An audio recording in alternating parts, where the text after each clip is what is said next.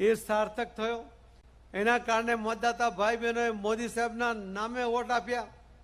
આપણા આદરણીય ગૃહમંત્રી શ્રી અમિતભાઈ શાહ સાહેબનું માર્ગદર્શન મળ્યું।